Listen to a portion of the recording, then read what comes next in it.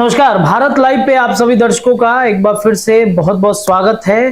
अंदर की बात है। अंदर की बात क्या है, उसके पहले हम आपको ये बता दें कि नीतीश कुमार G20 की बैठक से पटना कल देर रात लौट आए हैं और पटना आने के साथ ही हलचलें तेज हो गई हैं कि नीतीश और मोदी में क्या चर्चाएं हुई हैं। कल ही तेजस्वी यादव ने एक बैठक बुलाई अपने तमाम विधायकों के साथ। लालू प्रसाद यादव वैद्यनाथ धाम चले गए और इधर बिहार की सियासत में धीरे धीरे बदलाव हो रहा है। बहुत कुछ बदलाव देखने को आगे भी मिलेगा। अंदर की बात में आज जिस विषय पर हम चर्चा करने के लिए बैठे हैं वो विषय है दिल्ली से लौटने के बाद नीतीश की गुप्त मीटिंग है से टेंशन में ललन, अलर्ट मोड पर लालू, पलटेगा पासा। आज नीतीश कुमार का बैठक भी हो रहा है। हमारे साथ बाबा हैं, बातचीत करेंगे। बाबा, अंदर की बात जो है, दिल्ली से जब से नीतीश कुमार लौटे हैं, अलर्ट मोड पर लालू यादव हैं, ललन सिंह हैं, क्या कुछ होने वाला है? कुछ पासा वसा पलटने वाला है क्या? देखिए, नीतीश कुमार की एक बात मैं कह दूं जो अक्सर आपने देखा होगा कि चर्चाओं में कहा जाता है जी कि आप करें तो लीला, हम करें तो करेक्टर ढीला। नीतीश कुमार के ऐसे परसेप्शन बन गई है कि नीतीश कुमार जैसे ही माने एक जगह से दूसरे जगह जाते हैं तो चर्चाएं शुरू हो जाती है कि नीतीश कुमार कहीं तो नहीं ना करेंगे। आप अक्सर देखिए कि जब भी झगड़ा लड़ाई आपका किसी से हो जी और आपका मित्र उससे भले ही पैचअप कराने की बात लेके गया हो, लेकिन आपको लगेगा कि वो हो, ये लगता है कि मेरे साथ धोखा करेगा जी, वो आपके मन में बैठा होता है और ह्यूमन नेचर है। बिल्कुल बिल्कुल। नीतीश कुमार जब भी इधर से उधर जाते हैं, कहीं खड़ा होते हैं, तो नीतीश कुमार की हर एक्टिविटी पर नजर रहती है। होनी भी चाहिए क्योंकि मुख्यमंत्री एक राज्य का संवैधानिक पद है उनके पास और उनकी जिम्मेवारियां भी बड़ी हैं। बिल्कुल। बिहार के 14 करोड़ लोग जो हैं नीतीश कुमार पर भरोसा करते हैं। यही कारण है कि 18 साल से नीतीश कुमार हैं। जी। आपने कहा कि नीतीश कुमार दिल्ली से लौटे हैं, उसके बाद कई चर्चाएं शुरू हो गई हैं। बिल्कुल।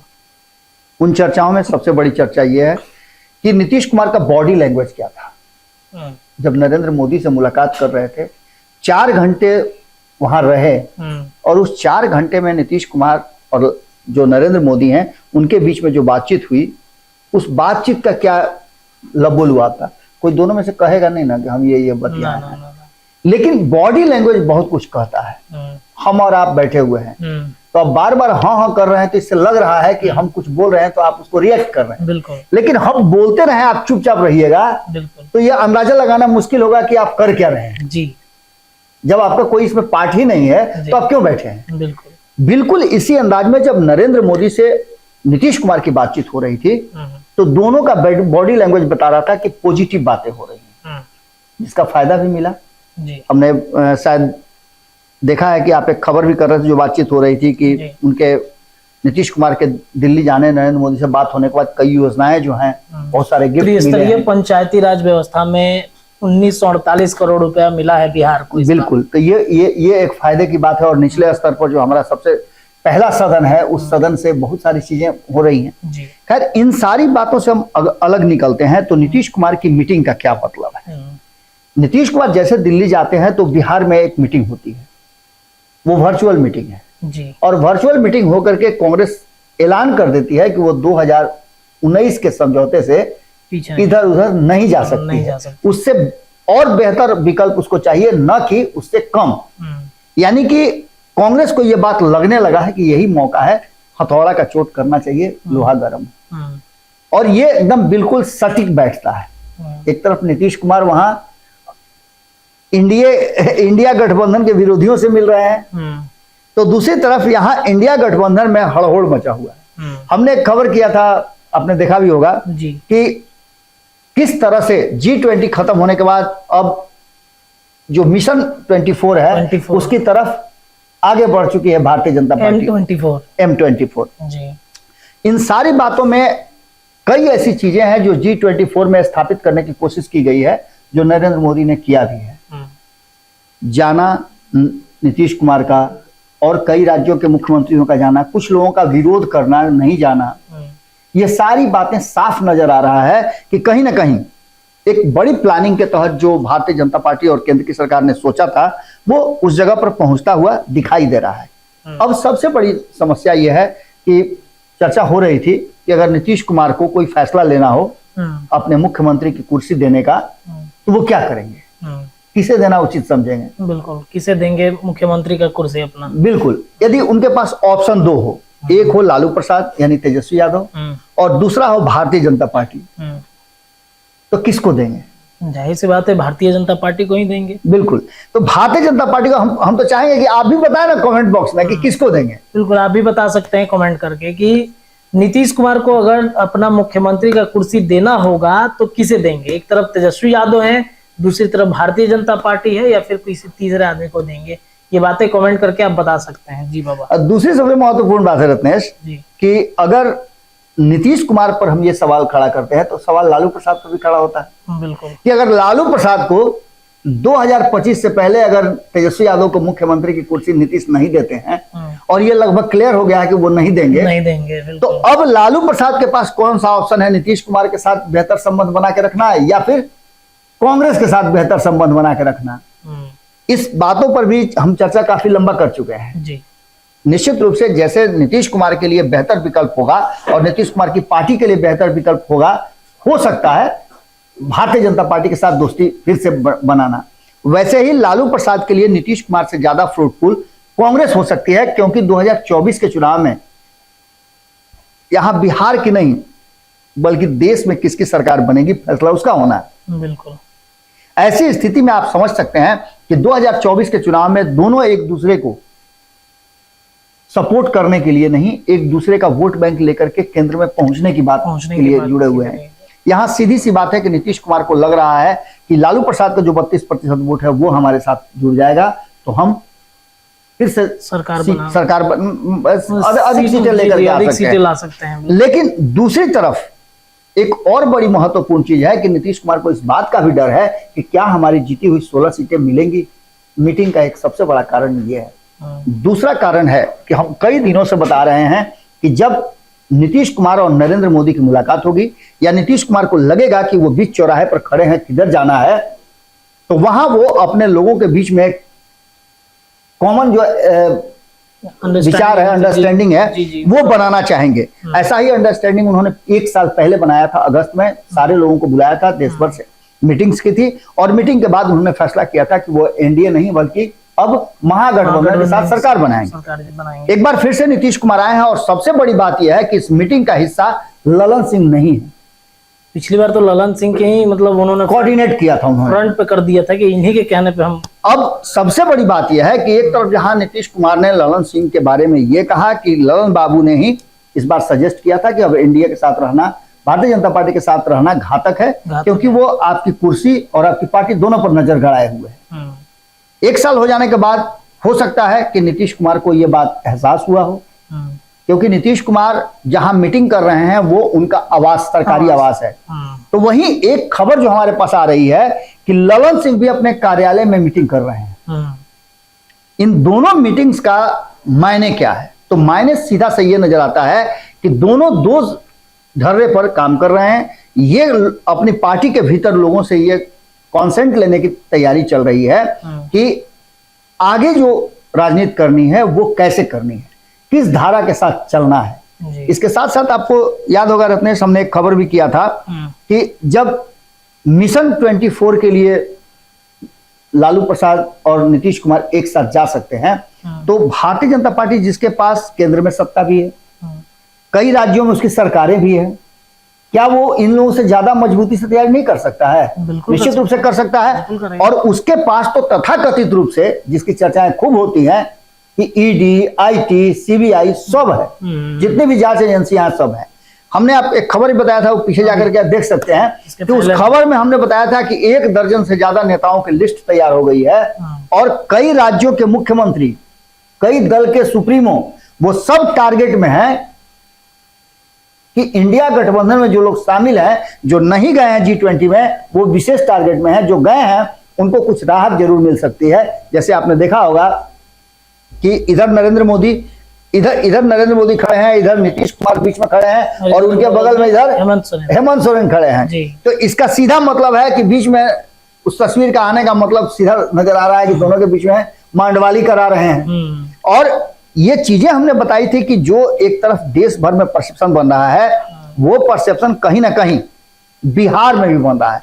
अब नीतीश कुमार की मीटिंग कहीं ना कहीं टेंशन तो जरूर दे रही है, एक तरफ लालू प्रसाद को और दूसरी तरफ ललन सिंह को भी। ललन सिंह ने सोचा था कि नीतीश कुमार केंद्र की राजनीति में अगर पूरी पकड़ बना लेते हैं तो बिहार का सीट खाली होगा और ललन सिंह को मौका मिलेगा अपनी पार्टी को और ज्यादा मजबूत करने और खुद के लिए एक सीट का उप मुख्यमंत्री बनने का। लेकिन इन सारी बातों से इतर जब नीतीश कुमार गुप्त बैठक कर रहे हैं, आज से 2 महीना पहले भी उन्होंने बैठक किया था और उस समय कहा था कि हम आप लोगों से पुनः जानना चाहेंगे 2 महीने के बाद कि आप लोगों की प्रतिक्रिया क्या है। यानी वो ये भी चर्चाएं हो रही थी, बिल्कुल जदयू की प्रतिक्रियाएं क्या है बूथ स्तर पर ये सारी बातें अब खुल करके सामने आ गई हैं और नीतीश कुमार ऐसे फैसलों के लिए जाने जाते हैं। जो परिस्थितियां बनी हैं उसमें नीतीश कुमार के लिए सिर्फ और सिर्फ एक ही रास्ता नजर आ रहा है, वो है कि नीतीश कुमार के हाथ में पावर बिहार में दे दिया जाए, फुल पावर दे दिया जाए। मुख्यमंत्री तो हैं ही, 2024 के चुनाव में जो 174 सीटों की हम बात कर रहे हैं, 176 सीट की माफ कीजिएगा, कि जिसमें आपका उत्तर प्रदेश है, पश्चिम बंगाल है, बिहार है और झारखंड है। इन 4 राज्यों की 176 सीटें जो हैं, नीतीश कुमार चाहते हैं कि इन सीटों का बंटवारा अपने हिसाब से करें। अच्छा। और अपने हिसाब से करके बिहार में जो सीटें उनकी है उसकी भरपाई दूसरे राज्यों से कर लें जी। क्योंकि नीतीश कुमार को यह बात पता है कि जहां उनके 16 जो सांसद वर्तमान में हैं, उनको यह एहसास हो गया कि उनकी सीटें कटेंगी, जो कि लगभग कटना तय है। जिस तरह की बातें कांग्रेस और राष्ट्रीय जनता दल कर रही है, वाम दल कर रहे हैं, तो साफ लगता है कि उनकी सीटें घटेंगी। लेकिन इन सारी बातों से निकलने के लिए जो नीतीश कुमार रास्ता निकाल रहे हैं, उसमें हमने एक रास्ता और बताया था कि तीसरे मोर्चे की। लेकिन अब इस बैठक के बाद जो निकल करके आएगा वो कहीं ना कहीं लालू प्रसाद और कांग्रेस को तो अलर्ट कर ही रहा है, ललन सिंह के लिए भी एक चेकमेट पोजीशन होगा। तो इस बदली हुई परिस्थिति में एक बात ये कहा जा सकता है कि कहीं ऐसा ना हो कि इस मीटिंग के बाद, जो अक्सर ऐसा होता आया है कि नीतीश कुमार कोई बड़ा फैसला कभी भी ले लेते हैं तो पासा पलट भी सकता है, बड़ा फैसला लिया भी जा सकता है। इसमें एक सवाल ये रहेगा कि मान लीजिए नीतीश कुमार ऐसा पासा पलटेंगे अपना, तो फिर लालू प्रसाद यादव, कांग्रेस, ललन सिंह, तेजस्वी यादव, ये किस तरीके के मोर्चे की तैयारी करेंगे? इनको भी तो कुछ ना कुछ करना पड़ेगा। देखिए, ललन सिंह के पास, सबसे पहले मैं ललन सिंह की बात करें, ललन सिंह के पास अभी ऑप्शन ऐसा कुछ नहीं नजर आ रहा है, क्योंकि उनकी राजनीतिक प्रकृति ऐसी नहीं रही है कि वो बहुत बड़े नेता के रूप में अपने आप कर ले और जनाधार उनका बहुत बड़ा हो। वो लालू प्रसाद की पूंछ पकड़ के ही आगे चलते रहेंगे, इसमें कोई दो राय नहीं है। लेकिन आपने जो बात कहा राष्ट्रीय जनता दल, लालू प्रसाद और कांग्रेस, इन दोनों की बात कही, तो ये दोनों लंबे समय से एक दूसरे के साथ हैं और एक दूसरे को कहीं ना कहीं वो सहयोग भी करते हैं जी। चाहे वो केंद्र में आपने देखा होगा, जब भी जरूरत महसूस हुई कांग्रेस को तो लालू प्रसाद वहां खड़ा नजर आए, या फिर बिहार में आपने देखा होगा कि लाख दोनों के बीच में तलखियां रही हो, लेकिन अंततः वो एक दूसरे को समझा लेते हैं, समझ लेते हैं। 2014 के चुनाव की बात कर लें, 2019 के चुनाव की बात कर लें, 2015 के चुनाव की बात कर लें, 2020 के चुनाव की बात कर लें, इन सारे चुनाव में उन लोगों के बीच में अंडरस्टैंडिंग बनी है। कहीं कांग्रेस झुकी है तो कहीं लालू प्रसाद झुके हैं। लेकिन अब जो वर्तमान परिस्थिति बनी है उसमें झुकने उकने वाला नजर नहीं आ रहा है, क्योंकि न तो झुकने के लिए वक्त है लालू प्रसाद के पास, क्योंकि लालू प्रसाद ने समझ लिया है कि 2025 में अपना हाथ जगन्नाथ वाली बात है। उनको अपने दम पर नीतीश कुमार उनका कोई सहयोग नहीं करने जा रहे हैं। मौका मिला तो नीतीश कुमार 2025 में भी अपने आप को मुख्यमंत्री का कैंडिडेट घोषित कर सकते हैं या कोई और पैदा कर सकते हैं। तो ऐसी स्थिति में लालू प्रसाद को, तेजस्वी यादव को मुख्यमंत्री बनाने के लिए कोई अलग से फैसला लेना होगा, और उस फैसले में साफ नजर आ रहा है कि कहीं ना कहीं, चाहे इधर से हो चाहे उधर से हो, पासा पलटता हुआ दिखाई दे रहा है। 40 सीटों को आप बढ़ा तो सकते नहीं है। इन 40 सीटों में जो पिछला सुखाड़ 2019 में आया था राष्ट्रीय जनता दल का, उसको भी चाहिए कि इस बार पूरा गीला कर लें, पूरा तरी रख लें कि जिससे कि फसल उगे। और ऐसी स्थिति में नीतीश कुमार के लिए कठिनाइयां होंगी, और नीतीश कुमार, इसीलिए बार बार कहा जा रहा है कि पासा पलट सकता है, नीतीश कुमार कोई बड़ा फैसला ले सकते हैं। चलिए, तो आज गुप्त मीटिंग चल रहा है। नीतीश कुमार अपने तमाम नेताओं के साथ एक अने मार्ग पर, अपने आवास पर, सरकारी आवास पर एक गुप्त बैठक बुला रहे हैं। इधर ललन सिंह, उनके ही पार्टी के हैं, राष्ट्रीय अध्यक्ष हैं, वो प्लानिंग कर रहे हैं, वो भी बैठक कर रहे हैं जदयू कार्यालय में। और चर्चाएं ये भी हैं कि राष्ट्रीय जनता दल ने भी एक बड़ी बैठक अंदर अंदर बुलाई है। कई तरह के कयास लगाए जा सकते हैं। अगर नीतीश कुमार पासा पलटेंगे तो लालू प्रसाद यादव कांग्रेस और वाम दल मिला करके अपनी नई एक रणनीति तैयार करेंगे। अंदर की बात में हमने बाबा के साथ इन तमाम मुद्दों पर चर्चाएं की हैं। आपको क्या लगता है कमेंट करके जरूर बताइएगा। और हाँ, वो प्रश्न एक बार फिर से हम दोहरा देना चाहते हैं कि नीतीश कुमार को अगर मुख्यमंत्री की कुर्सी देनी होगी तो किसे देंगे? एक तरफ तेजस्वी यादव होंगे, दूसरे तरफ एनडीए गठबंधन होगा यानी बीजेपी होगा, किसे देंगे जरूर बताइएगा। फिलहाल देखते रहिए भारत लाइव। बहुत बहुत धन्यवाद। धीरे धीरे से मेरी जिंदगी में आना, धीरे धीरे से दिल को चुराना। नमस्कार, मैं अनुराधा पौडवाल 26 नवंबर को पैनोरामा स्टार सीजन 6 के कार्यक्रम में पूर्णिया बिहार आ रही हूँ। मुझे पैनोरामा ग्रुप के निर्देशक संजीव मिश्रा जी ने बुलाया है, तो हम सब मिलते हैं पैनोरामा ई होम्स में शाम 7 बजे।